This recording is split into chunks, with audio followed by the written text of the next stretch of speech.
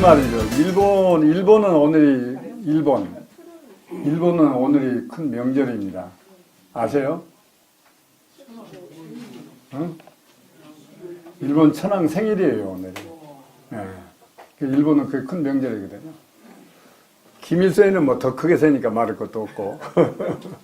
근데 그 사람들하고 북한하고 하는 건 다르고, 다만 이제 일본은 그 상징적인 존재로 앉아 있잖아요, 천황이. 그래서 이제 국민들이 존경하는 마음으로 이제 그렇게 하는 거지. 북한처럼 무슨 뭐 권력에 눌려서 그런 건 아니잖아요. 천황이 내년에 5월에 물러난다고 그러죠. 자기 아들한테 물려주고. 그러게 이제 마지막 생일 세는 거죠. 제가 왜 그걸 기억하느냐 하면, 우리 세무사 제도, 저도 세무사잖아요. 이런 세무사 제도를 일본 걸 배우다가 우리는 시작했어요. 1961년부터. 일본은 또 독일이 먼저 했으니까 독일 걸 배우다가 일본에다 심고, 우리는 또 일본 걸 배우다 하고. 그래서 이제 세계적으로 세무사 제도가 제일 잘 되어 있는 데가 독일, 일본, 그 다음에 한국 이래요. 그래서 이제 일본은 이제 우리하고 이웃하고 있으니까, 이 지리적으로 이웃하고 있으면 영원히 떠날 수 없거든요. 미우나 고우나 같이 살아야지 어떻게 떠날 수가 없잖아요. 그러니까 적어도 뭐 맨날 일본 놈 하지만은 영원히 떠날 수 없는 거니까 한편으로는 잘 지내야 되잖아요. 그래서 이제 일본 세무사들하고 우리 한국 세무사들하고 연맹을 맺었어요, 연맹. 세무사뿐만 아니라 그런 단체 많이 있어요. 변호사들도 이렇게 양국 변호사들이 연맹을 맺고 이렇게 지냅니다. 그래서 이제 연맹을 제일 처음에 맺을 적에 그 작업을 할 적에 한국 측에서는 제가 나서서 했고요. 일본 측에서는 일본 동경회장을 하던 사람이 나서서 이렇게 합의를 해서 만들었어요. 그래서 이제 그랬더니 이제 명칭이 한일 세무사 친선 연맹입니다. 그랬더니 이제 천황 생일날마다 저를 초청을 해줘요. 초청장이 와요.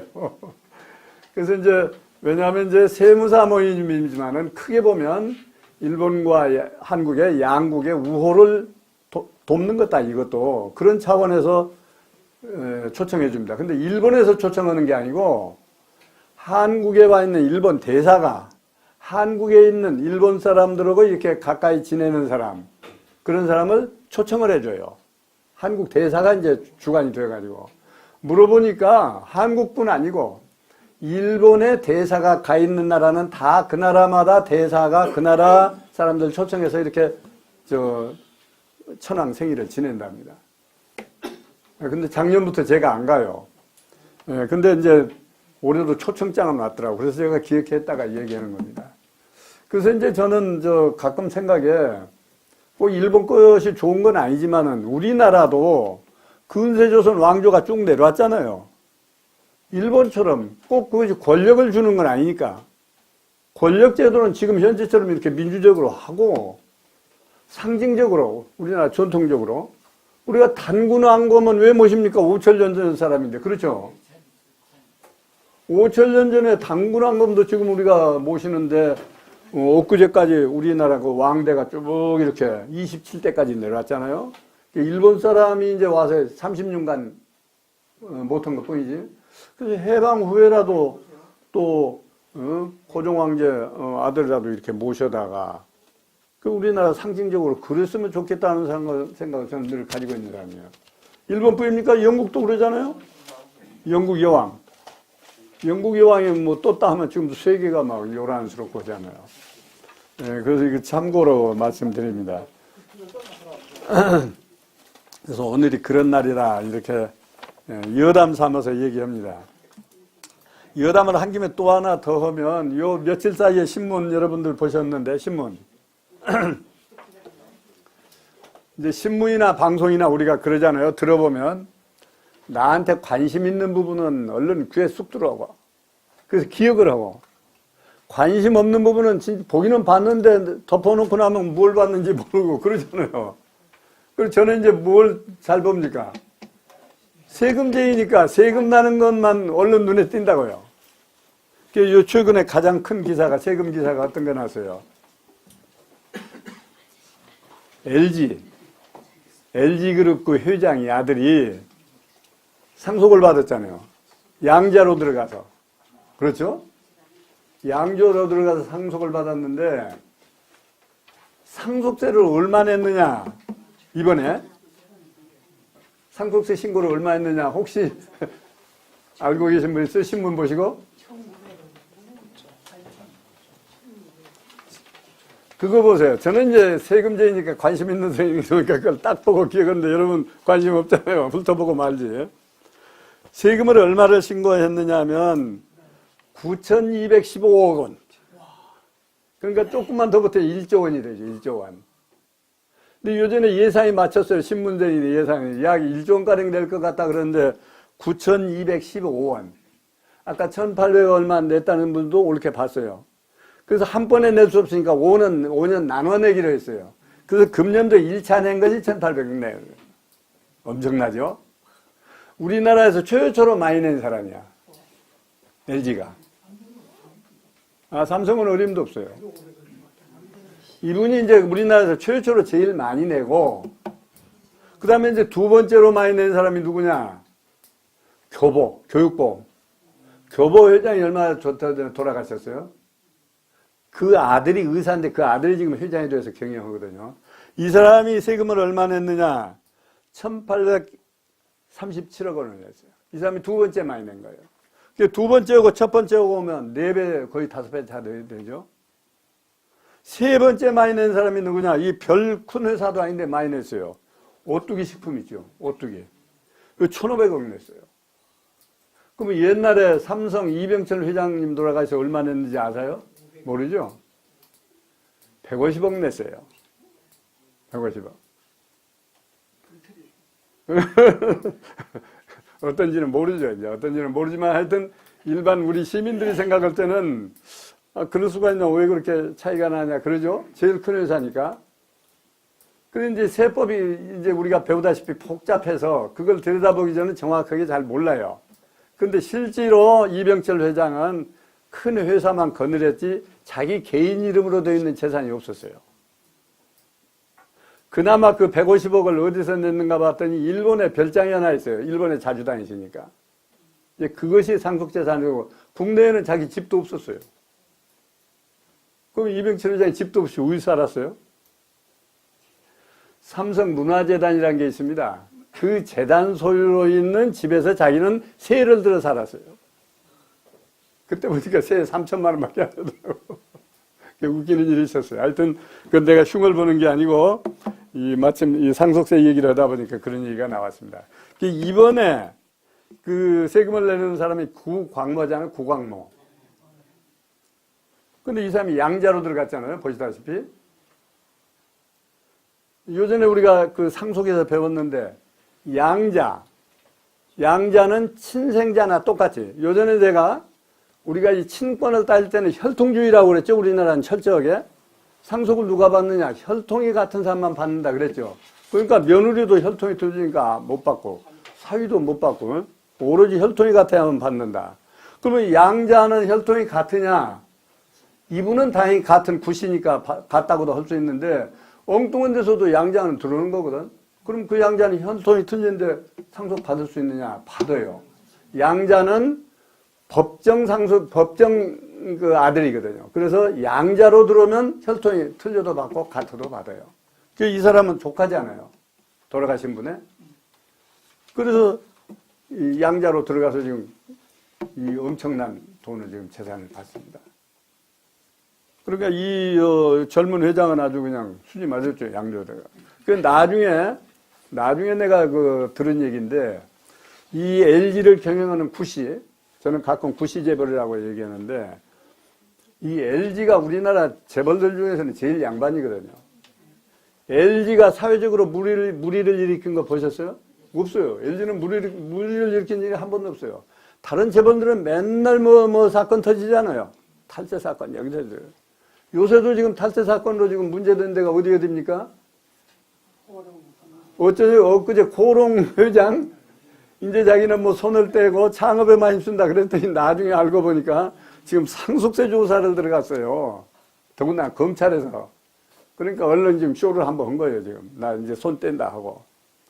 그러지, 태광산업 회장 어머니가 지금 징역 살고 있잖아요. 왜냐하면 어머니가 재정을 봤어요. 아버지는 회장, 아들은 회장인데 어머니가 상무로 그 재정을. 그래서 어머니가 징역을 산다고요. 지금 그런 재벌들이 재벌마다 다 있어요. 그런 게 지금 재벌마다. LG는 없어요. LG는. 그러니까 이것도 상속세도 이렇게 양심적으로 엄청나게 많이 낸 거예요. 예, 그런데 이제 이것보다 더 낼는지도 몰라요. 왜냐하면 상속세를 이렇게 신고한 금액이 이 금액이니까 본인이. 그러면 국세청에서 또 조사를 한다고요. 조사를 해서 추가로 또 고지하는 또 추가로 내야 돼요. 그 아까 얘기했던 저 두 번째 많이 냈다고 하는 저 교보회장. 교보회장도 1,837억을 자기가 신고를 했는데 국세청 조사를 받아가지고 500억을 또 추가로 고지를 받았어요. 500억을. 그분은 상상이 안 되는 것들이죠. 여기도 만일에 여기다 조사를 해가지고 몇백 더 보태면 아마 1조 채워서 낼는지도 모른대요. 근데 LG는 지금까지로 봐서는 착하게 하는 데니까 아마 그렇지는 않지 않을까 싶은데. 근데 세법은 꼭 착하게 안 해서만 그런 게 아니고 우리 그 상식하고 안 맞는 것들이 많이 있거든요. 상속세법은. 그래서 이렇게 얻어맞는 수가 있어요.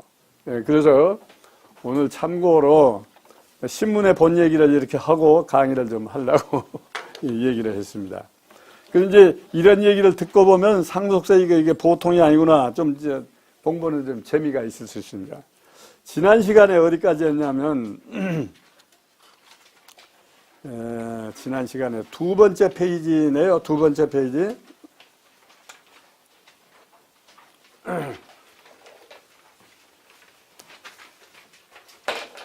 지난 시간에 맨 처음에 제가 이런 얘기를 했습니다. 이 상속세법이나 모든 세법의 그 체계가 어떻게 만들어지냐, 법률 체계가. 그건 뭐라고 그랬어요? 맨 처음에 과세 대상이 뭐냐 하는 걸 제일 처음에 규정을 하고, 대상. 그 상속세 과세 대상은 말할 것도 없이 상속 재산이죠. 그 재산이 뭐냐? 모든 재산이라고 그랬죠. 그 내가 요전에 그 그림 얘기도 했잖아요. 뭐 그림이고 뭐.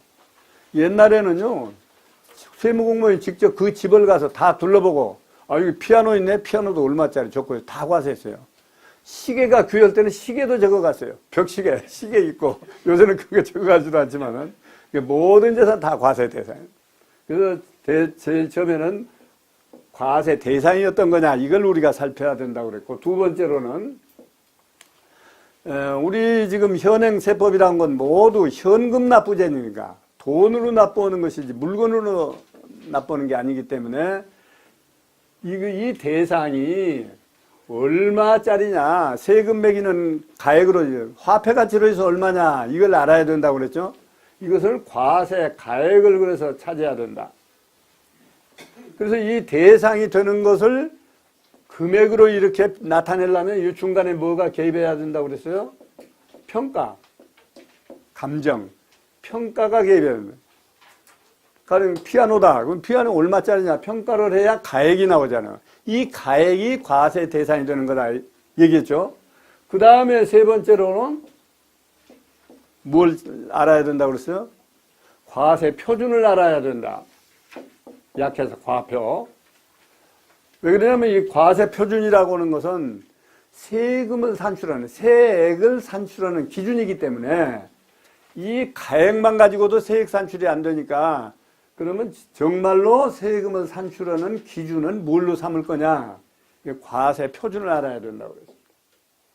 그러면 이 가액에서 과세 표준을 찾으려면 어떻게 하냐면, 이 과세 가액에다가 어떤 것은 더 보태라고 그러고, 어떤 것은 빼준다고 그러고, 이런 게 있단 말이죠. 그래서 이제 이 가액에다가 어떤 것은 더 보태라 하는 것이 뭐냐면, 과세 가액 산입이라고 그러고, 산입, 더 보태라, 집어넣어라. 그리고 더 빼줘라 하는 것은 공제가 있고, 그래서 어떤 것은 집어넣고 어떤 것은 빼가지고 과세 표준이 나오면 이 표준에다가 네 번째로 세율을 곱하면, 세율을 곱하면 이게 이제 답이 뭐가 나온다고 그랬어요? 세액이 산출되는 산출세액이 나온다. 이 공부를 하시려면 이 계산 구조, 모든 세금은 다 이런 구조로 이렇게 계산돼요. 그러니까 세법 법률 편제 자체가 이런 순서로 편제가 되어 있어요. 이걸 항상 머릿속에 넣고 하시면 됩니다. 그래서 지난 시간에 어디까지 얘기했느냐면 지난 시간에 요거 얘기했어요. 산입. 어떤 걸 집어넣느냐. 그래서 두째 줄이 아니고 세 번째 페이지네요. 세 번째 페이지. 네 번째 페이지구나. 네 번째 페이지. 네 번째 페이지 맨 위에 보면 과세, 가액 이렇게 나와 있잖아요. 그렇죠? 번호가 몇 번이라고 붙었어요? 4번 과세, 가액. 지금 얘기하는 거 이거 여기 과세, 가액. 근데 과세, 가액 밑으로 보면 또 작은 1번, 작은 2번 그래가지고 작은 2번에 뭐라고 했습니까? 제목이? 아까 얘기한 거 산입. 이런 것은 본래 과세, 가액은 아닌데 이거 집어넣어라 여기다. 뿌려서 해라. 그래서 바로 가산한다고 써놨죠. 예. 그러면 이렇게 가산하는 게 뭐냐? 어떤 것을 이렇게 뿌려서라고 그러냐? 지난 시간에 잠깐 얘기했습니다. 돌아가신 분이 사망자가 이미 다 처분해버린 건데 팔아먹고 없애버린 건데 요거 어디다 뒀느냐 따져가지고 그걸 밝히지 못하면 현재 재산이 없더라도 그것도 과세가액에 넣어라. 그래서 내가 이게 아주 나쁜 법률이라고 그랬죠. 여기까지 지난 시간에 했습니다. 이게 아주 제일 나빠요. 그러니까 아까 그 교보 회장도 조사받아가지고 500억을 추가로 냈다고 그랬죠. 대부분 이런 데서 이제 문제가 생깁니다. 내가 생각에는 돌아가신 분이 다 써버리고 자식이 어디다 썼는지도 모르는데 10년 걸 다 뒤져가지고 10년 걸 뒤져가지고 10년 동안에 쓴 걸 다 어디든지 다 대라 이렇게 한단 말이죠. 그러면 자식들이 이렇게 다 되겠어요? 못 되지? 그래 아마 교보도 이런 걸 거예요. 과세 당한 게. 더군다나 교보 회장이면 얼마나 큰 돈이 왔다 갔다 많이 했겠습니까? 그 미리 상속세를 생각해서 미리 다 적어놓고 했다면 모르지만은 그렇게 준비하지 않는 상 할 수가 없어요. 그때 지난번에 얘기했죠. 저라도 마찬가지로 적어놔도 또 보면 잊어버린다니까. 내가 뭐 때문에 이거 적어놨지 한 걸 잊어버려요. 그런데 하물며 10년 걸 뒤져가지고 어디다 썼는지 대라. 이거 아주 악법인데.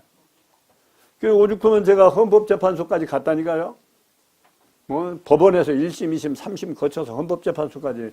이거 헌법 위반 법률 아니냐. 세상에 이런 법이었느냐. 근데 헌법재판소에서 안 들어줘서 이걸 못 고치고 있어요. 그래서 여러분 상속세에서 이게 가장 무서운 겁니다. 산입한다. 그래서 어떤 분이 지난번에 질문했죠. 그러면 차라리 빚을 얻어, 빚은 공제해 준다는데 빚을 좀 많이 얻어서 공제받으면 어떠냐. 빚 얻은 것도 빚 얻은 날로부터 10년이 안 지났으면 그 빚 얻어서 어디 갔느냐 따진다고요 또. 빚 얻어서 돈 어디다 뒀느냐. 만일에 집에 금고에다 감춰뒀으면 꼼짝없이 세금 내야 돼요. 눈으로 안 보여도 그 돈이. 그 아주 그냥 꼼짝 못하게 이렇게 만들었습니다. 이런 것이 과세, 가액, 산입이다. 근데 이제 다만 밑에 보시면 지난번에 얘기했습니다만 전부 다 나한테 입증을 하는 건 아니고 그러면 납세자는 그 아들, 딸은 2년 것만 입증해 주시오. 이렇게 봅니다. 2년 것만. 그러면 10년 걸 합친다고 그랬는데 나머지 8년은 누가 입증해요? 정부가. 자기들이 증거를 대야 돼요. 입증을 해야 돼요. 이제 그러려고 10년 동안에 그 죽은 사람의 10년 걸 전국에 있는 은행 예금 계좌를 다 뒤져가지고 나와요. 조사할 때. 꼼짝 못하게 돼 있어요. 컴퓨터가 발달해서 100원짜리도 다 거기 나타나는 거예요. 그러니까 이제 8년 것은 자기들이 증거를 대야 되고 2년은 내가 증거를 내야 돼요. 그러니까 연세 드신 분 대단히 죄송한 일이지만은 만일에 이런 걸 대비하려면 최소한 2년 전에는 미리 대비를 해야 되죠. 2년간 자식들이 입증 책임이 있으니까. 그렇죠? 근데 보통 꼼꼼하게 적어놓지 않으면 잊어버려요. 적어놔도. 내가 뭘 적었는지. 저도 기억 못하는데요. 그래서 이게 아주 악법이지만은 현재 존재하고 있다. 그 다음에 이제 맨 처음에는 아까 처분 금액을 이렇게 증거를 못 대면 한다고 그랬죠. 근데 그냥 몽졸이 다 할 수는 없으니까 2억이 넘는 것만 1년에 나간 것이 1년에 나간 돈이 2억이 넘는 것만 그러면 되라. 2억. 2억도 안 되면 상관없는데 요 예금 계좌를 전부 뒤져본다든지 아니면 뭐 부동산 판 거 있는 걸 보니까 2억이 넘는다. 그런 경우만 입증 책임이 있다. 근데 1년 것만 기준으로 하는 게 아니고 1년 걸 해봐서 2억이 넘으면 되라 이렇게 하고 또 한 가지는 2년 걸도 합쳐본다고 그 사람이 2년 걸. 2년 걸 합치면 5억을 기준해서 5억 넘으면 또 되라 이런다고요. 그러니까 1년만 넘은 거 가지고는 안심 못하고 1년 거 합쳐서는 2억은 안 넘는다. 그러더라도 2년 거 합쳐보니까 5억이 넘는다. 그러면 또 이게 걸려요. 아주 악법입니다 이게. 그래가지고 이게 아주 복잡해요. 그래서 이 대목이 지금 상속세법에서 제일 문제되고 있는 법이다. 요전에 내가 잠깐 여담으로 했죠. 아끼고 해서 자식한테 좀 물려주려고 아끼는 건데 그렇잖아요. 세금도 덜 내려고 뭐 가전 뭐 요령을 다 부려봤는데 마지막에 이거 50% 되면 그 아끼나 마나예요. 그러니까 이거 잘 해야 돼요.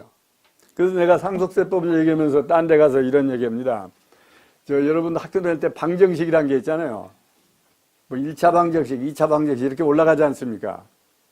1차 방정식을 안 풀고 4차 방정식 풀 수 있습니까? 안 되죠. 반드시 1차 방정식 올라가야 되잖아요. 그러니까 우리도 그러니까 상속세법은 말하자면 이게 마지막 4차 방정식이야. 다른데 소득세 끼고 뭐 부가가세 끼워봤자 여기 와서 걸리면 아무 소용이 없어요.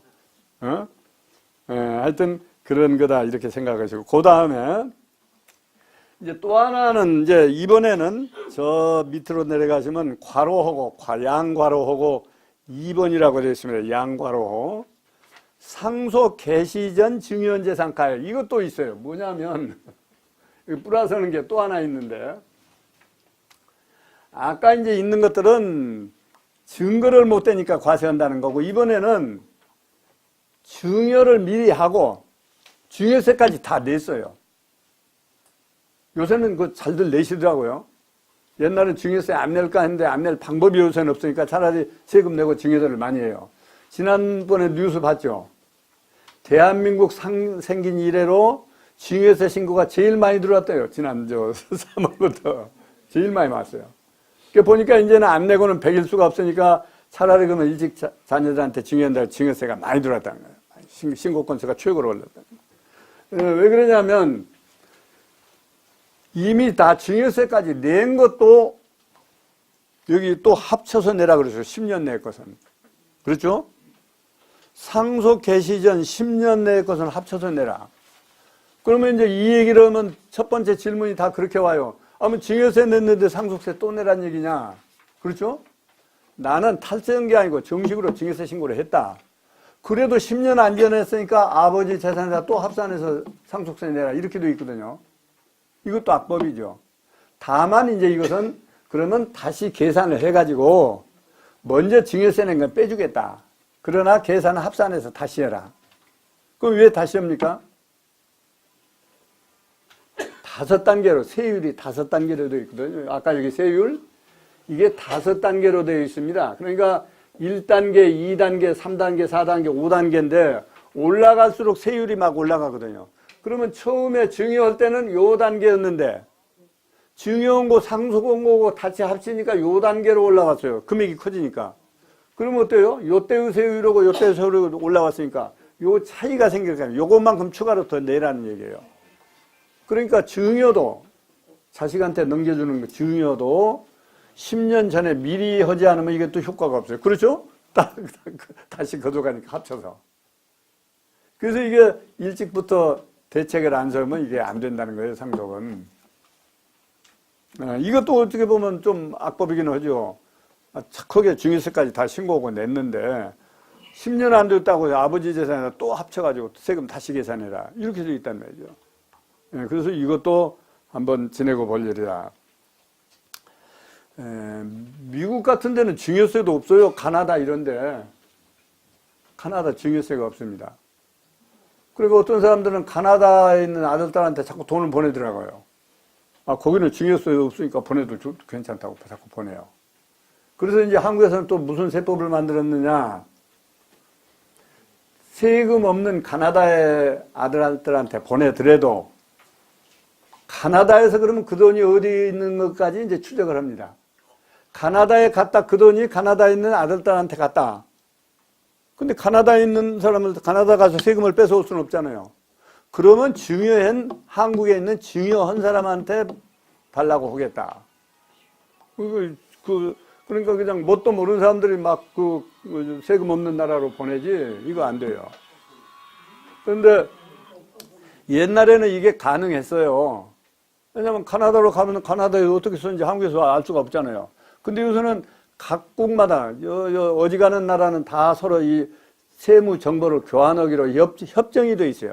그러니까 카나다에서도 우리나라에 정보를 보내고 우리나라도 카나다 보내고 그럽니다. 미국도 마찬가지고. 그러니까 이제는 꼼짝 못하게 돼 있어요.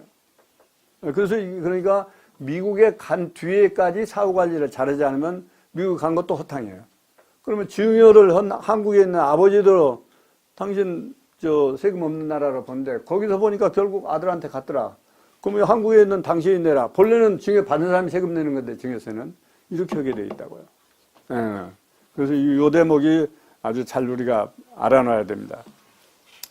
그런데 이제 저 밑에 그 가나라는 데를 보면 상속인한테 증여한 것은 방금 몇 년 전까지 합산해요? 10년. 상속인 아닌 사람한테도 증여는 할 수 있잖아요. 그렇죠? 상속인 아니야. 상속인 아니고 조카한테도 하고 누구한테도 하고 그 증여를 했어요. 이것은 5년 것만 합산합니다. 상속인 아닌 사람은요.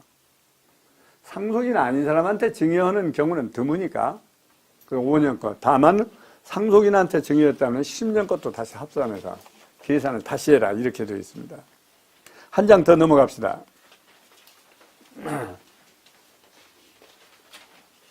한 장면 지금은 이제 지금까지 플러스 하는 것들을 우리가 뵀죠. 이런 것은 플러스 해라. 이제 이번에는 그것도 빼주는 것도 있어요. 다 플러스만 하는 게 아니라 빼주는 거. 공제. 과세가액 공제라고 하는 거 있습니다. 공제. 그 공제라는 말을 바꾸면 불산입. 여기는 집어넣지 말아라. 불산입이다. 공제다. 그 어떤 거냐면 첫째는 그 죽은 사람이 못 내고 간 세금. 요건 빼줘라. 그 당연하죠. 죽은 사람이 세금 못 내고 체납되고 간 거. 요것은 상속재산에서 빼줘라. 자기가 낼 거 안 내고 갔으니까. 일종의 채무니까. 그렇죠? 근데 어제 뉴스에 또 여러분 보셨죠? 세금 많이 지금 안 내고 버티는 사람들 8천 몇백 명인가 명단 발표했죠. 그 대표적인 사람 두 사람이 나왔는데 누굽니까? 전두환. 36인가 안 됐죠? 또 두 번째가 누구더라? 어? 아, 이거 변호사. 최희정 변호사. 65. 왜냐하면 100억을 받았거든요. 변호사비를. 그러니까 징역 살고 있잖아요. 징역. 예? 명색이 판사를 지낸 변호사인데 부장판사를 했어요. 여자가 머리가 좋아가지고. 그러니까 머리만 좋다고 좋은 거 아니에요. 행복한 거 아니에요. 마음도 좋아야지. 머리만 좋은 사람은 그 머리 좋은 걸 자꾸 나쁜 쪽으로 연구를 한단 말이죠. 아, 이 여자가 판사도 되고 부장판사까지 한 사람이 그 돈 좀 먹다가 징역 살고 있어요. 됐어요? 안 됐지. 하여튼 그래서 못 낸 건 빼줘라. 그 다음에 장례비 빼줘라. 500만 원까지는 무조건 빼줘라. 그런데 자기가 장례비를 실제 쓴 걸 증빙을 다 모아놨는데 보니까 500만 원이 넘더라. 그러면 1000만 원까지도 빼줘라. 그래서 보통 장례비 많이 드는 사람은 1000만 원까지 공제받습니다. 그 다음에 조금 어려운 말이 있습니다. 3번 피상속인의 채무는 공제한다. 채무, 빚 빼줍니다. 빚을 빼주기는 빼주는데 아까 얘기했다시피 그 빚을 진 때가 10년이 안 지났으면 그 빚 받은 돈 어디 갔느냐까지 따진다고 그랬죠. 그것도 못 되면 그냥 그 빚 은행에서 갖다 어디다 깜쳐놨나 보다 이렇게 과세해버려요. 근데 여러분끼리 전문가 아닌 사람들끼리 이 얘기는 보통 그 얘기를 많이 하는가 봐요. 저한테 물어본 사람들이 전부 그래요. 은행에서 돈을 빚을 좀 많이 얻어가지고 빚으로 그 자녀한테 넘기면 어떠냐. 그 쓴 데가 밝히지 못하면 다 과세해버려요. 현금으로 어디 감춰놨다 이렇게 본다는 거예요. 법률이. 그렇게 추정해버려요. 그러니까 이것도 그렇게 쉬운 일이 아니다. 그 다음에 이제 네 번째, 4번이라고 되어 있습니다. 과세재산의 평가. 아까 얘기했죠. 이게 가액이 이런데 이것을 실제 세액 산출하는 기준을 만들려면 이 가액이 얼마짜리냐 하는 평가가 있어야 된다고 그랬죠. 이 평가에 따라서 또 세금이 또 왔다 갔다 해요. 평가에 따라. 그렇죠? 이 재산을 10억으로 보느냐, 15억으로 보느냐에 따라서 세금도 그만큼 왔다 갔다 해버리죠. 그러니까 평가라고 하는 것은 세율은 나누지만 세율이나 똑같아요. 그렇지 않아요? 얼마로 보느냐에 따라서 과표가 왔다 갔다 하고, 과표가 왔다 갔다 하면 세액이 왔다 갔다 하니까 같단 말이죠. 이 평가도 몹시 중요해요. 다만 평가를 잘못해서 나온 세금은 거기다 가산세는 안 붙여요. 뭐 고의로 빼고 그런 건 아니거든요. 평가 기술의 차이니까. 그러나 평가를 해야 됩니다. 이 평가도 매우 중요합니다. 얼마짜리로 하느냐. 그래서 그 평가를 하는 원칙을 뭐라고 썼습니까? 시가주의다. 시가로 한다 그랬어요. 세법에 시가로 한다. 요새 그거 많이 물어요. 양도소득세도 그러고. 그러니까 자기는 이제 자기 재산이니까 늘 이제 얘기 들어서 알잖아요. 아, 우리 집이 20억 간다. 이렇게 알고 있죠. 그걸 본인은 시가로 알고 있는데, 여기서 말하는 시가라고 하는 것은 시가가 객관적으로 입증되는 시가만 시가라고 보는 거지, 그냥 저 중개사 사무실에서 뭐 얼마 간다, 뭐 흥정을 얼마 했다, 이런 건 시가가 안 돼요. 시가 개념 그렇습니다. 그러니까 원칙은 시가다. 그러나 시가라고 하는 것이 객관적으로 나타난 시가가 아니면 그건 시가로 인정 안 한다. 그러면 시가를 모르는 경우는 어떻게 하느냐? 시가를 모르는 경우는 밑에 이제 쭉 써놨어요. 시가를 그러면 모른다. 그러면 첫째가 뭐냐면 매매 사례가액. 매매. 그 땅이, 그 집이 똑같은 게 얼마에 매매된 사례가 있느냐? 그 사례가액을 적용한단 말이에요. 근데 똑같은 걸 비교해야 될 거 아닙니까? 그렇죠? 이 사람이 똑같은 걸 10억에 팔았다. 그러면 이것도 10억이다. 이렇게 해도 좋지만은 서로 다른 것을 팔았는데 저거하고 나하고는 내 거하고는 상당히 차이가 있는데 저 집 걸 내 시가에다 적용하면 안 되잖아요. 그래서 이것도 이제 문제가 많아요. 매매 사례가야. 그래서 심지어 요새 아까 얘기다시피 증여도 많이 했고 금년에 매매도 많이 했거든요. 이제 과세 강화한다 그러니까. 그러면 이 매매 사례가액을 어떻게 아느냐?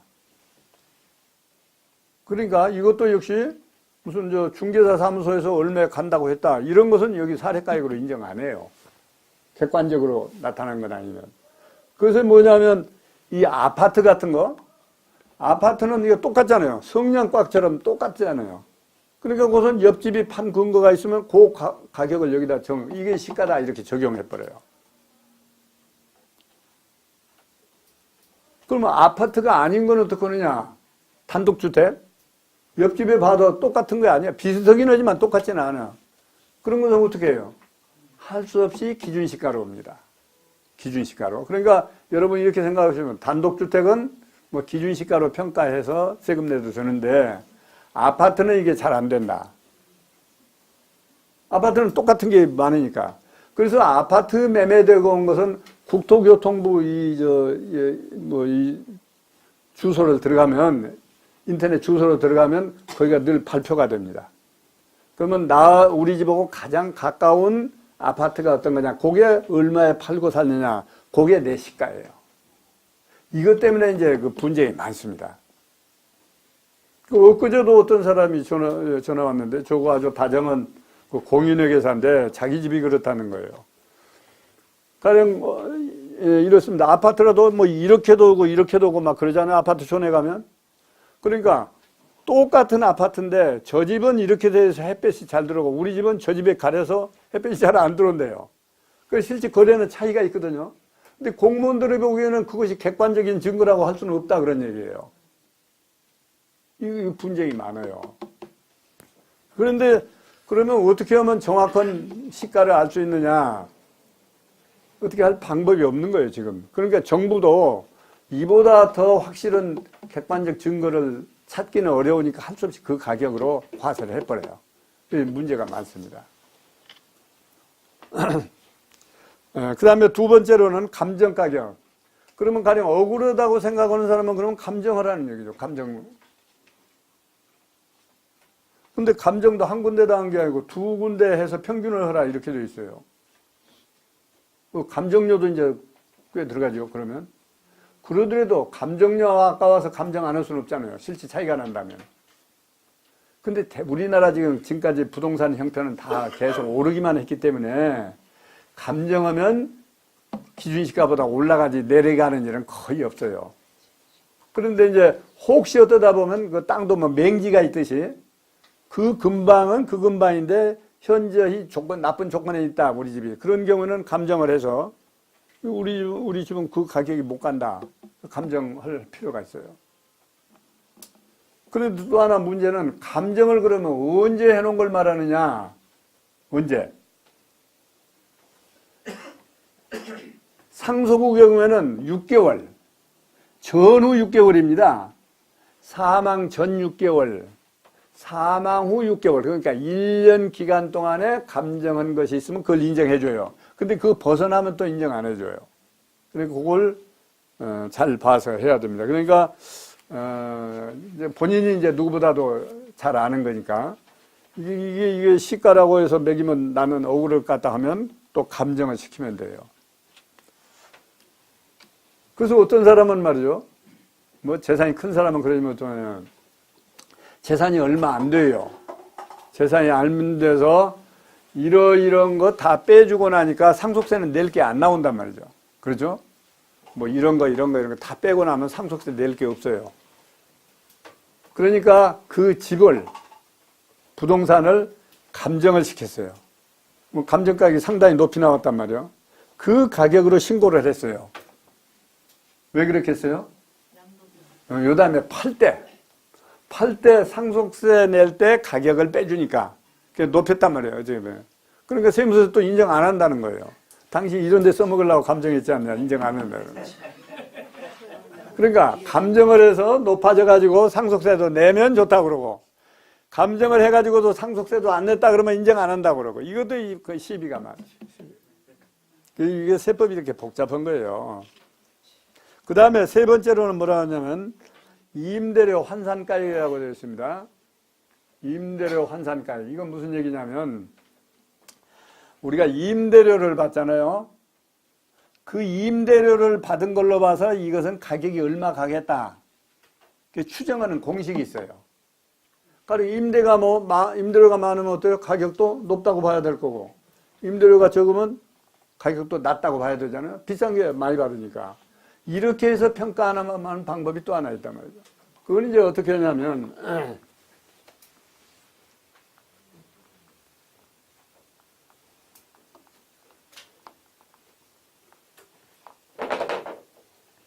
이제 보증금으로 받잖아요. 혹은 이제 전세로, 온통 전세로 받기도 하고, 그러니까 전세금 또는 보증금, 여기다 플러스, 보증금으로 얼마 받아놨느냐, 플러스. 그 다음에 임대료, 연간, 1년에 임대료 받은 것이 얼마냐. 이 임대료에다가 이것을 이자율을 곱해라. 그러니까 편의상 괄호를 치면 이렇게 한다는 얘기죠. 그래서 보증금에다가 1년간의 임대료에다 이자율을 곱한 거 요만큼이 시가다. 평가다. 요것도 안 해보면 또 큰일 나요. 이자율은 뭐예요? 정부에서 정합니다. 임대가도 세율이죠. 네?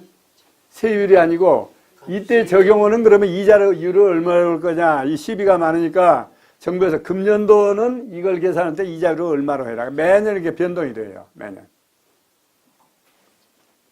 그 다음에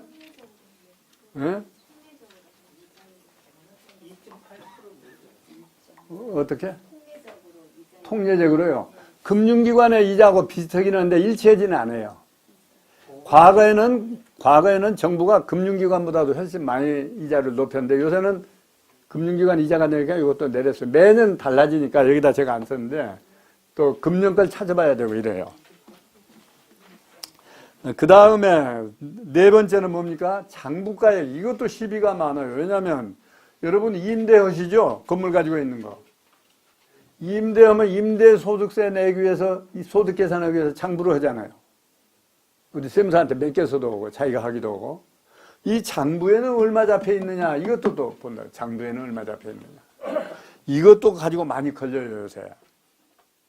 가령 특히 건물 같은 것은 그동안에 감가상각 해먹고 소득 계산할 때 감가상각 해먹고 잔존 가액이 얼마 안 남았단 말이죠. 그걸로 적용했는데 이제 그 장부가액을 보자. 그래가지고 어떤 사람은 그러면 감가상각을 그동안에 적게 한 사람은 장부 잔액이 많고 만약에 적을 거 아닙니까? 근데 이 장부가액을 들고 나와가지고 장부가액이 이건데 그러면 적게 잡았다. 이렇게 또 한단 말이죠. 이것도 이제 시비가 아주 많습니다. 그러니까 심지어 어떤 사람은 이거 앞으로 이런 문제가 곧 생길 것 같다 그러면 내나 장부를 잘 해오다가 금년부터 장부 안 해버려. 그러면 그 장부 해왔던 그 근거가 없어져 버리죠. 그러면 어떡하느냐. 그러면 장부가액은 기준을 못 삼죠. 할 수 없이. 이런 경우 많이 있습니다. 이것도 문제입니다. 이 평가에서 굉장한 문제가 많습니다. 그리고 이제 마지막에 이것도 저것도 다 기준이 없다. 그러면 마지막에 적어놓은 게 뭡니까? 기준시가. 기준시가는 마지막 적용이에요. 마지막. 기준시가가 제일 싸잖아요. 그러니까 이제 이 상속세에서 실수한 사람들이 뭐냐면 이 5가지를 다 해봐야 되거든요. 그러면 5가지를 해보면 매매사례가액은 이만치인데 또 감정가액은 이만치고 또 월세 받는 것으로 했더니 이만치고 각각 달리 나올 거 아닙니까? 그럼 그 중에 어떤 걸 적용해요? 제일 높은 걸 적용해라 또 이렇게. 그러니까 세법이라는 건 전부 놀부계산이에요. 해봐가지고 비교해서 많은 게 아니라 전부 놀부계산이야. 이 5가지의 방법 다 평가를 해봐야 돼요. 아주 문제가 많습니다. 그러니까 기본적으로 이런 세법을 만들고 이 만지작거리는 이 공무원들은 이렇게 시험 봐가지고 일찍부터 공무원 생활만 하니까 맨날 책상 위에 앉아서 이렇게 해지 이 세상 일을 잘 모르는 사람들이 많아요. 그리고 또 하나는 뭐냐면 공무원들 생각이 내가 이렇게 죽으라고 이래도 한 달에 월급 이것밖에 안 되는데 이 사람들 다 재산 많다. 가지고 저 부정적으로 자꾸 봐요. 그러니까 자꾸 이런 이것도 비교해가지고 많은 걸로 이것도 많은 쪽으로 이렇게 막 한단 말이에요. 합리적으로 이렇게 이끌어내야 되는데 이게 우리 세법의 큰 문제예요. 그러면 이제 이렇게 아까 얘기다시피 그럼 법률이 이거 너무 잘못되었다. 헌법에 보면 분명히 모든 국민의 재산권은 보장한다 딱 이런데 이거 재산권 보장이 안 되지 않냐 이렇게 많이 뜯어가면 근데 또 정작 헌법재판소까지 가면 거기도 마찬가지로 안 해준단 말이죠. 그 국민들 지금 답답한 거죠. 그래서 여러분 이제 주의할 것은 이렇게 평가를 얼마로 하느냐는 게 바로 세율이 올라갔다 내려갔다는 거고 다 같다 이렇게 생각하시면 돼요. 그래서 요새 말이죠. 그 밑에 이제 주식이 나옵니다. 주식. 지금은 부동산이고 주식은 어떻게 하느냐. 주식은 2가지로 나누죠. 하나는 증권거래소에 상장하는 상장주식이 있고 조그마한 회사들 증권거래소에 상장이 안 되는 주식 있죠. 그 증권거래소에 상장되는 주식은 앞으로 2달, 뒤로 2달 그걸 평균을 합니다. 그러면 주식은 하루에도 몇 배씩 오르고 내리는데 어떻게 이걸 평균을 하느냐. 매일 그날의 마지막 가격, 종가라 그러죠. 종가를 그러니까 넉 달 거. 사망하기 전에 2달, 사망 후에 2달, 넉 달 것을 평균을 해요. 이게 주식 가격이다. 이렇게 합니다. 비상장 주식. 그러면 상장도 안 되는 주식은 거래 자체가 없는데 어떻게 하느냐. 세법에 공식이 딱 있어요. 이렇게 공식에 해석한 것이 이 주식 가격이다. 이렇게 있어요. 근데 그 평가 방법이 매우 어려워요. 세무사도 못하는 사람이 많이 있어요. 어쨌든 하여튼 이렇게 한다. 넘어갑시다. 한 장. 넘어가면 이제 위에서 셋째 줄 지배주주란 말이 나오죠. 지배주주. 지배주주는 누구겠습니까? 얼른 생각해. 그 회사를 지배할 만큼 제일 주식을 많이 가진 사람. 예? 지배주주.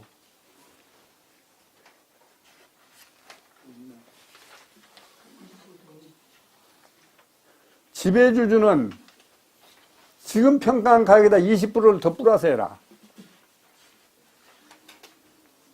지배주주 아닌 사람은 이게 1억이다 그러면 지배주 똑같은 주식인데 지배주는 1억 2천으로 봐라. 이것도 사실은 불합리하죠. 상법에 보면 뭐라고 했어요? 모든 한 일주의 가격은 다 똑같다고 그랬거든요. 일주의 가격은. 근데 지배 많이 가진 사람은 20% 더 내라. 다만 중소기업은 10%만 더 내라. 이렇게 돼 있어요. 근데 이제 더 한술 더 나가서 많이 가졌는데 얼마나 많냐? 반도 더 가졌다. 반 이상이다. 그 사람은 얼마를 더 내라고 그랬어요? 30%를 더 얹어버려요. 30%를. 그러니까 요새 말이죠. 지금 아까 얘기한 초광모, LG 상속인, 이 사람도 그래서 그럴 거예요. 왜냐하면, 그러면 그런 사람들은 이제 대주주잖아요. 대주주면 최소한 20%, 30% 평가를 더해버리죠. 평가를 더해버리면 그만큼 세금이 많이 나오잖아요. 가액이 올라가고, 과표가 올라가고. 그래서 보통 이제 재벌들은 지금 얼마로 잡냐면, 자기들 주식이 상속되면 50%를 세금 내는 게 아니라 65%를 내야 된다. 이렇게 생각하고 있어요. 65%. 왜 그러냐면, 평가에서 이렇게 30% 늘려버리죠. 세율은 반인데, 그러면 30% 늘린 것에 대한 반이면 얼마입니까? 세금으로? 15%죠. 그러니까 본세가 50%에다가 평가 때문에 늘어난 15% 합치니까 65%를 내야 된다. 아마 아까 그 초광모 그 상속인데 이래서 많이 나올 거예요. 대부분 주식이거든요. 엄청난 거죠. 그러니까 지금 재벌들바나 기업 오는 사람들이 이것 때문에도 상속 때문에 이게 큰일 났다고 하는 거죠. 그러면 65% 세금 내려면 그 주식을 팔아야 되는데 돈 딴 데다 훔쳐놓은 거 없는 이상, 그렇죠? 팔아야 세금 내는데, 그러면 65% 팔면 내가 어떻게 그 경영권을 방어하느냐? 경영권을 방어 못하지 않느냐? 이거 걱정들이 많아요. 그래서 이렇게 저렇게 늘 꾀를 내가지고 요새 삼성 말썽이 돼 있죠? 바로 그런 거예요. 이게 이쪽으로 붙였다가 저쪽으로 붙였다가 막 해보다가 지금 문제가 된 거죠. 참 아주 많습니다. 세금이 엄청 많습니다. 근데 미국 같은 데는요, 미국 같은 데는 우리하고 그 인식이 달라요. 세상에 대한 인식이 달라서 그래요. 미국은 상속세 없애가요, 지금. 없애려고. 미국. 그 정부에서 없애려고 그래요. 거꾸로 우리처럼 말 거둬가려고 한 게 아니고. 그런데 거꾸로 이 재벌들이 그거 없애지 말고 놓아둬라 그런다고요. 그러니까 우리하고 생각이 아주 반대. 놓아둬라. 왜 그럴까요? 그 사람들은 워낙 기부를 많이 해요. 그 차라리 기부해버리면 생색도 나고 세계 신문에 나고 좋은데 세금으로 많이 내면 생색도 안 나잖아요. 법률에서 당해 있는 거예요. 그 사람들은 그냥 상속세 놓아둬라. 내가 우리 기부 많이 할 테니까. 아주 반대예요. 그래서 오죽하면 정부에서는 없애려고 그러는데 그 재벌들이 자꾸 놓아두라고 하니까 그러면 한 번에 없애지는 못하고 1년에 10%씩 그럼 줄여가겠다. 응? 50에서 40, 40에서 30 이렇게 점점 내려가다가 없애겠다. 지금 이런 생각이에요. 우리하고 아주 생각이 다르죠.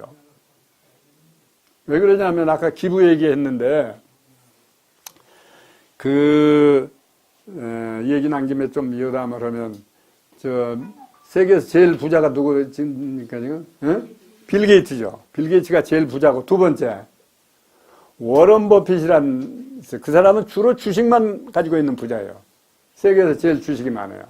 그 사람만 따라가서 투자하면 돈 버는데 못해서 그러죠. 부자예요. 그런데 워런 버핏이 또 기부는 제일 잘해요. 워런 버핏은 자기의 세계에다 선언을 했어요. 온 세계에다. 내 재산의 1%만 내가 우리 배우자에게 상속해 주겠다. 1%, 100분의 1만. 나머지는 어떠냐? 전부 나는 기부하겠다. 이렇게 약속을 했어요. 온 세상에다. 그럼 아들 준단 말은 없어요. 그 미국 사람들 아들 상속 안 해주거든요. 아들, 딸 얘기 없어요. 배우자에게만, 사랑하는 배우자에게만 1% 준다. 했어. 근데 그 사람이 그걸로 그친 게 아니고 빌 게이츠하고 둘이 이렇게 짜가지고 그렇게 아니고 우리 저 미국에 잘 사는 사람들 기부 좀 많이 하자.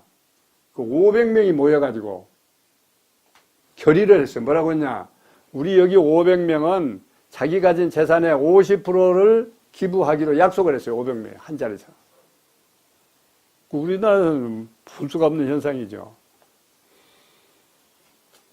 그 사람들이 더 행복하겠어요? 우리가 더 행복하겠어요? 기부할 때 행복하답니다. 근데 가난한 사람은 이제 할 수가 물론 없죠. 받지 않아도 다 살게끔 문화가 그렇게 있으니까 그래, 하여튼 그렇습니다. 그래서 이제 예, 지금 이런 문제가 있습니다. 그래서 우리나라는 재벌들도 지금 걱정을 많이 해요. 그래서 이렇게 주고 나면 그 경영권 내가 방어를 못할 텐데 큰일 났다. 예, 그래서 지금 그 아까 저 박광로 레일지 그룹도 5년으로 나눠내기로 했다 그러잖아요. 근데 또 그냥 나눠낸 게 아니라 전부 다 이자를 내야 돼요. 한 번에 못 냈으니까. 그 현재는 이자율이 얼마냐면 1.8% 냅니다. 그 이자율은 높지 않아요.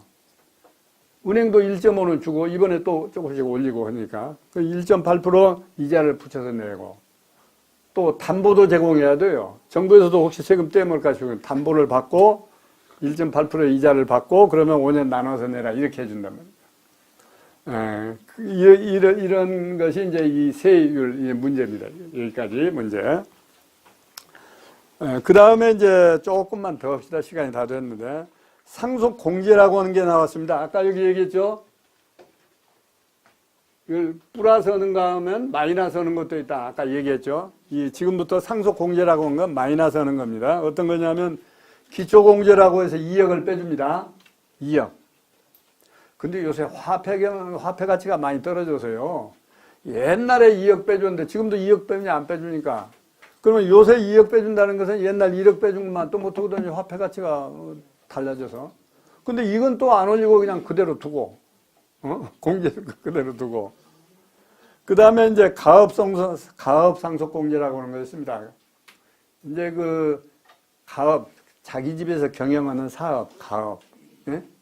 자기 집에서 사는 가옥 상속 공제라는 게 마침 생겨가지고 이 가업을 하는 사람은 혜택이 좀 주어져 있습니다. 뭐냐면 그 대신 이건 중소기업만 혜택을 주는 거고 또 피상속인이 사망한 사람이 10년 이상 경영한 것만 해당이 됩니다. 그 조금 하다가 한 사람은 인정 안 해주고 10년 이상 이 가업을 운영해왔다. 그런 사람은 얼마까지 공제해 준다고 했어요? 200억까지 빼준다. 그러니까 상당히 많이 빼주죠. 그런데 200억을 내 사는 집에서도 빼준 게 아니고 그 가업에 필요한 재산에서만 빼줘요. 앞으로 가업을 계속할 수 있도록 하니까 그 공장이라든가 공장 부지, 기계 뭐 이런 가업 재산이 상속 재산으로 들어가 버린 거. 여기서만 200억을 빼줍니다. 그 다음에 15년 이상 경영했다. 나는 15년 이상 했다. 그러면 얼마? 300억. 나는 20년도 넘었다. 가업을 한 거예요. 500억. 그러니까 중소기업 500억 빼주면 그 공장, 그 가업에서 생긴 세금은 없다고 보시면 돼요. 이게 아주 잘 된 거예요.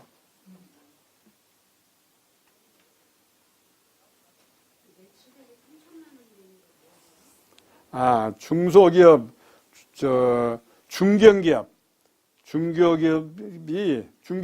꽤 큰 것도 있고 작은 것도 있습니다. 그러니까 중소기업은 아니고 중소기업보다 한 차원 큰 것이 중견기업인데 다만 매출액이 3천만 원 미만이라 여기서 혜택을 주는 중견기업이다. 그런데 월 매출액이요? 연 매출?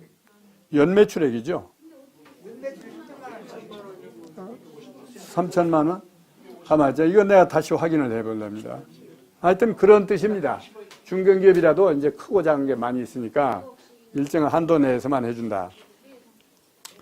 그다음 그래서 여러분은 가업을 안 하신 분, 하여튼 가업을 하신 분, 자기가 무슨 사업을 하신 분, 가업이라고 하는데 그냥 사업이라고 생각하시면 돼요. 임대사업도 가업입니까? 그런데 불행하게도 그 임대사업을 가업에 범죄해서 안 넣어줘요. 그 물어본 사람들이 많은데 주로 제조업이란가 이런 거 위주로 해주고 부동산 임대는 여기 안 들어갔습니다. 그래서 호텔업을 하시는 분이 맨날 이걸 물어봐요. 호텔업도 그거 빠져 있어요. 그리고 호텔업도 이 가업에 언제 집어넣어주나 하고 기다리고 있는데 이게 안 넣어준단 말이죠. 그래서 하여튼 이렇게 좋은 제도가 있기도 합니다. 빼주는. 이것도 과거에는 없었어요. 이 가업 공제. 그때는 그냥 아무것도 공제 안 해주고 다 매겼는데, 일본에서 이걸 하고 있더라고요. 그래서 조금 자꾸 제가 빗나간 얘기를 많이 해서 그런데, 이것도 이제 몰랐어요. 우리나라에서 이런 공제제도가 있는 걸. 근데 내가 옛날에 세무와 회계라는 잡지가 월간지가 있는데 거기다가 상속세법을 연재를 했어요. 계속 10번인가 이렇게 연재를 했어요. 그랬더니 상공회의소에서 그걸 보고 그 상공회의소가 주최해가지고 상속세 세미나를 한번 합시다. 당신이 와서 주제 발표를 한번 해주시오 했어요. 근데 그때 보니까 참 내가 상속세법을 최초로 썼다고 그랬죠. 우리나라에서. 그때 책을 쓸 때 우리나라에는 상속세법이라는 책이 없어. 아무도 안 써요. 그래서 할 수 없이 내가 책을 쓰려는데 나도 무슨 남의 책을 좀 봐야 되잖아요. 표절을 좀 해야 된다고요. 책을 만들려면. 일본 사람이 쓴 상속세법을 갖다 봤어요. 일본에 보니까 이런 게 있더라고요. 가업에 있는 것은 좀 빼줘라. 그래야 가업을 계속 올 거 아니냐. 그래서 그날 발표할 때 이걸 발표했어요. 일본에 보니까 이런 거 빼주는 우리도 가업재산에 대해서는 빼줘야 될 거 아니냐. 그러면 만약에 가업재산에다 다 과세해버리면 그거 팔아야 세금 내는데 그러면 아들, 딸 계속해서 할 수는 없지 않느냐. 그런 주장을 했어요. 가서. 그랬더니 거기 재무부에 있는 공무원이 한 사람 나와 있었거든요. 세미나 하는데. 그래서 이제 사회자가 마지막으로 그러면 정부에서 나오신 분이 한마디 하시고 이 사람이 펄쩍 뛰는 거예요. 뭐라고 하냐면, 방금 발표한 저 사람이, 저를 가르치면, 발표한 저 사람이 우리나라 상속세법 엉터리라고 과세했다고, 설명했다고요. 엉터리 아닙니다. 그러고 막 화를 내요. 왜냐하면 자기가 재무부에서 상속세 담당인데 자기는 잘했다고 했는데 자꾸 비판을 하니까, 엉터리라고 한 게 아니고 그 사람 말을 그대로 표현하면 방금 발표하신 분 상속세 개판이라고 했는데 개판 아닙니다. 이러고 막 화를 내더라고요. 그러니까 이 정부에서 나온 사람이 이렇게 화를 내니까 거기 앉았던 사람들이 무서워가지고 나중에 보고 슬슬 뒤에서는 많이 가버렸어요. 이제 분위기가 심상치 않으니까. 그렇게 해서 그날 세미나를 끝냈다고요. 그러고 나서 이듬해인가 보니까 내가 주장했던 것이 세법에 들어갔어요. 공제해 주기로. 내가 생각에 그 사람이 거기서는 화를 내고 갔는데 나중에 생각해보니까 이게 옳거든. 그러니까 슬그머니 집어넣었더라고요. 근데 그 사람이 왜 나들 그런 화를 냈느냐 하면 자기가 이유가 있어요. 얘기를 하더라고, 그 자리에서. 내가 명색이 재무부 사무관인데 200원짜리 버스표를 사가지고 출퇴근을 한다. 그때만 해도 버스가 200원이었어요. 명색이 재무부 사무관도 200원짜리 버스 타고 출퇴근을 하는데 아무리 작은 기업이라도 중소기업이라도 사장들 봐라. 전부 까만 승용차 타고 다니는데 당신 뭘 나더러 더 도와주자고 하느냐고요. 그 사람한테. 이렇게 화를 내요. 그러니까 인식이 다른 거예요. 그러면 기업 오는 사람이 자기처럼 꼭 200원짜리 타고 다녀야 됩니까? 안 되죠. 하여튼 그런 일이 있어요. 그래서 이제 처음에는 그래서 맨 처음에 이제 이걸 그 세법에다 집어넣는데 한도를 딱 얼마를 정했느냐면 아까 우리는 최고 한도 얼마까지요? 500억까지죠. 근데 처음에 1억 빼준다고 했어요. 1억. 그러니까 어떤 사람들은 그거 보고 빼주나마나 그 1억을 그렇잖아요. 아무리 시골 방앗간도 그 기계 공장 다 합치면 1억 가지고는 어림도 없잖아요. 그 1억 빼준다 넣더라고. 그런데 그게 씨앗이 돼가지고 조금 지나니까 1억이 5억 됐더라고. 조금 지나니까 10억 됐어요. 한도를 자꾸 늘려줬어요. 그 다음에 100억, 200억 그래가지고 오늘 500억까지 왔어요. 네, 그 씨앗이 돼서. 그 씨앗이라는 게 중요합니다. 그래서 종자가 중요하거든요. 그 종자 1억짜리 심은 게 500억까지 갔어요. 그래서 저 얼마 전에 지난달인가요? 10월 달에 아까 내가 일본 사람들하고 이렇게 연맹을 맺었다고 그랬죠? 그 일본 측에서 금년에 한국에 왔어요. 내년엔 또 우리가 갑니다. 한국에 와서 이제 한 80명이 모여서 또 세미나를 했는데 일본에서 온 사람이 마침 또 이거 얘기를 발표를 하더라고요. 이거 얘기를. 그럼 자기들은 지금은 어떻게 하고 있느냐? 우리처럼 뭐 얼마 빼준다 금액으로 이렇게 정한 게 아니고 아들이 그 사업을 이어서 하다가 또 그 아들한테 또 넘어간단 말이죠. 또 넘어가는데 그 역시 손자도 그 업을 계속한다. 그러면 계속 빼준다는 거예요. 그 사람들은 계속 과세를 안 해요. 그래서 그 사람들은 공제라고 안 하고 표현을 과세 유예라고 그랬어요. 유예. 그러니까 그 업무에 안 쓰고 팔아버리거나 그러면 그때 가서 추징하고 그 손자 이어가면 계속 과세를 안 하는 거예요. 그걸 발표하더라고요. 옛날에는 그렇게 안 돼 있었는데. 그래서 내가 그 일본 사람들한테 가서 방금 지금 여러분들한테 한 얘기를 했어요. 내가 사실은 한국에서 최초로 상속세법 책을 쓴 사람인데 그때 상에서는 당신 나라 사람이 쓴 이제 일본 책을 보고 내가 사실은 썼다. 한국에 책이 없어서. 그렇게 지금 얘기하면 당신 내 거 표절해서 내가 쓴 거다. 그랬더니 뭐 사람들이 와 그를 웃어요. 실제로 그랬거든요. 이제 시간도 많이 지났으니까 제가 표절했다고 해도 괜찮고.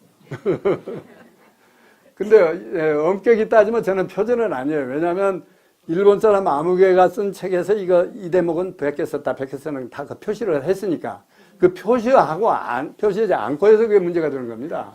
청문회 간 사람들 전부 뭐 논문 표절했다고 문제되잖아요. 그러면 남의 거 100개 쓰면 이 사람은 아무개 책 몇 페이지에서 이렇게 옮겨 썼다 이렇게 쓰면 표절이 아닌데 그 말 싹 씻어버리고 쓰니까 자기가 쓴 것처럼 하니까 그게 표절이 되는 거예요.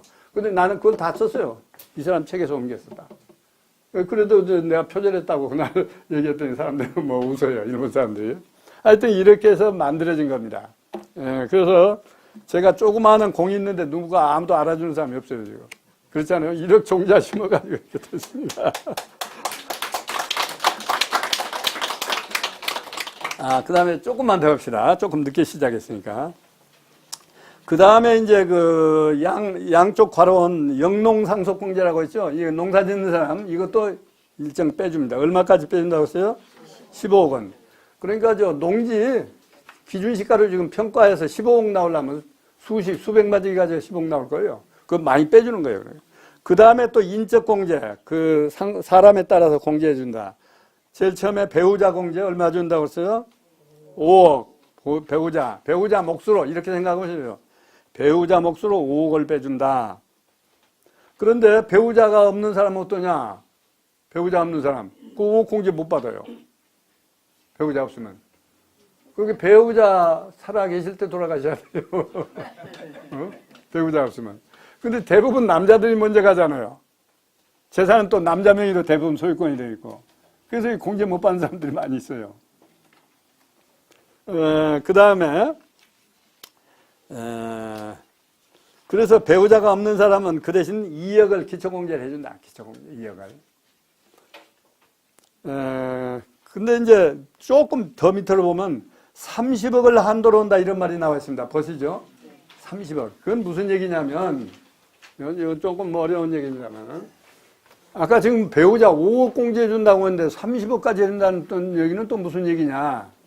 그러면 우리가 앞서서 민법을 배울 때 누구는 얼마 그 상속해가는 비율이 있었죠.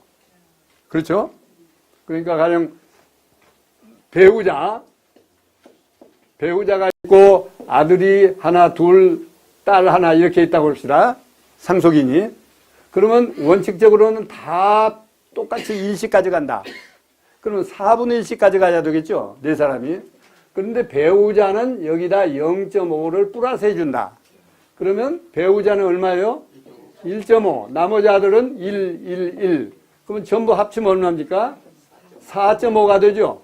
그럼 배우자는 4.5분의 1.5가 배우자 몫이란 말이에요. 이렇게 가져가야 되거든요.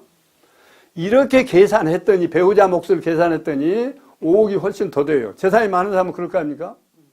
재산이 없는 사람은 이렇게 해도 배우자 몫이 5억 밑하지만은 재산이 많은 사람은 가령 엄청나게 많은 사람은 4.5분의 1.5 재산이 수십억 될 거란 말이죠. 이런 사람은 30억까지도 빼준단 말이죠. 30억까지. 그러면 가령 이렇게 계산하는 것이 배우자 몫을 계산할 때 40억이 나온다. 그러면 어떻게 돼요? 30억 가지고 빼주고 10억만 그러면 배우자 몫 과세한다. 이런 게 30억 한도입니다. 30억 한도. 이런 점은 상당히 합리적으로 지금 되어 있죠. 그 다음에 자녀 공제가 나오죠. 맨 밑에 셋째 줄. 자녀는 1인당 5천만 원. 그렇죠? 미성년자는 성년이 될 때까지 1년에 1,000만 원씩 플러스 해가지고 공제해줘라. 가족 중 65세 이상 된 사람은 또 5천만 원 빼줘라. 가족 중 장애인이 있으면 1,000만 원 빼줘라. 이런 얘기가 쭉 있습니다. 넘어갑시다. 한 장 넘어갑시다. 넘어가면은 맨 위에 뭐라고 나와 있어요? 일괄공제 이런 말이 나와 있어요. 일괄공제. 이건 무슨 얘기냐면 아까 이것도 여기 보니까 뭐 자녀 한 사람당 5천만 원, 장애인 1,000만 원 여러 가지 쭉 했죠. 그걸 이렇게 다 계산해서 받고 싶으면 그렇게 하고 나는 계산 안 할 테니까 5억만 딱 공제해달라. 이렇게 하면 5억 빼주고 이게 일괄공제예요. 일괄. 그러니까 어떻게 했냐면 자녀 한 사람당 얼마, 뭐 배우자 얼마, 노인 얼마 이렇게 다 우리 가족 합쳐봐도 5억이 안 되더라. 그러면 그냥 나는 계산 안 할 테니까 5억 빼주시면 돼요. 그리고 다 각자 몫을 계산해서 합쳤더니 5억이 넘는다. 그러면 그렇게 해달라고 그러고. 이게 일괄공제예요. 일괄. 그러니까 보통 요새는 저 상속인들이 자녀가 적어서 5억 넘는 사람 내가 못 봤어요. 다 적어요. 5억 못 돼요. 그러면 그냥 5억 빼달라 이러면 돼요. 그래서 아까 얘기한 배우자 몫으로 5억, 자녀 몫으로 5억 해서 10억은 무조건 빠져나간다. 그래서 한 얘기예요, 이게. 10억 초과액만 과세한다. 그 다음에 이제 금융재산 공제라고 하는 게 나와 있습니다. 이것은 금융재산을 신고하면 20% 빼준다. 왜냐하면 금융재산은 이거 탈세하기가 쉽죠. 현금 감추면 모르잖아요. 그래서 금융재산을 신고했다면 20%를 빼준다. 다만 그 20%에 해당되는 금액이 2억이 넘는다. 20%만 해도 그러면 2억만 빼준다. 그러니까 금융재산 공제 2억까지 빼준다. 이렇게 생각하면 돼요. 그 금융재산이라고 하는 게 뭡니까? 대표적인 건 예금. 그렇죠? 또는 주식도 금융재산이라고 합니다. 이런 것은 신고하면 빼준다. 그 다음에 마지막에 동거가족 상속공제 동거가족. 왜냐하면 돌아가신 분하고 자녀들하고 상속인하고 한 집에서 같이 살았다. 요새는 하도 같이 안 사니까. 같이 살아라는 뜻으로 그 10년 이상 같이 살았다. 부모하고 나오고. 그런 사람은 80%까지 빼줘라. 그 주택가액에. 같이 살아야 되는데 이런 혜택이 있어도 이것 때문에 같이 살겠다는 사람 못 봤어요. 안 해. 혜택이 있는데. 그러니까 어떤 사람은 그러면 주민등록만 아버지 쪽으로 옮겨 놓을까요? 그래도 되기는 하지만 그게 들통이 나면 안 돼요. 그 옮겨만. 실제 아버지를 부양을 하고 해서 이게 규정이 있는 거기 때문에 안 해줍니다. 그 다음에 뭐 재해 손실, 재해가 났다면 빼준다. 이렇게 해서. 80%다 해준 건 아니잖아요. 예? 큰 금액을 80%다 해준 건 아니잖아요. 예. 주택만. 그래서 같이 사는 주택만. 80%다 해주면은 뭐 20억짜리면 그, 다 100억짜리. 예. 가만히 있어. 이거 내가 나중에 확인해 보겠습니다. 하여튼 80%라는 건 맞습니다. 동거주택에 대해서는. 예. 아, 5억이라는 숫자가 있을 때가. 그건 내가 여기 교재에다 빼먹은 것 같습니다. 네, 그렇게 보시면 됩니다. 여기까지 해서, 여기까지 한 것이 아까 얘기했던 이제 어디까지 했습니까? 상속재산이 뭐냐? 그 다음에 과세가액은 어떻게 계산하냐? 무엇은 빼고 무엇은 더하고 해라. 그 다음에 또 거기서 뭐 빼주고 나면 과세 표준이 나온다. 그러면 이제 과세 표준에다 마지막 작업은 뭐가 나왔어요?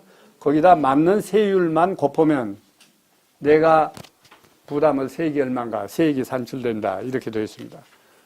요거까지 했으면 좋겠는데 요거 조금 남았으니까 요 다음 시간에 증여세를 계속해서 할 겁니다. 그래서 요 다음에 남은 걸 조금 하고 증여세를 계속해서 요 다음에 하겠습니다.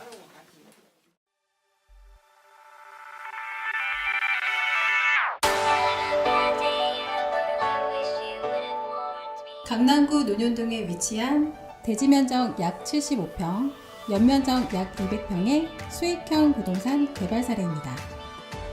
인지도 있는 브랜드와 연계하여 임차인이 선호하는 최상의 공간을 만들어갑니다.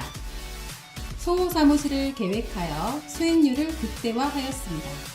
1층 필로티를 활용한 편리한 주차, 풀옵션 주거 공간과 독립된 옥상 정원, 전용 면적 5평에서 7평대까지 고급 임대주택의 수익 극대화가 되도록 가구와 자재를 선별하였습니다. 풀옵션으로 전자제품, 가구류와 집기류가 모두 포함되도록 계획하였습니다. 매각 시 자산가치가 높을 건축물로 디자인하였습니다.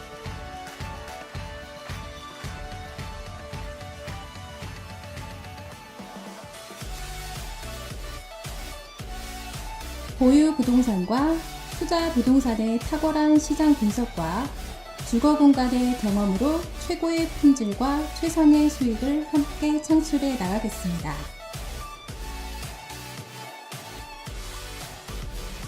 책임, 위탁, 전소, 일반 관리 등 건물주 취향에 따라 선택 가능합니다. 수금 책임제로 월세 미납 시 대납해 드립니다.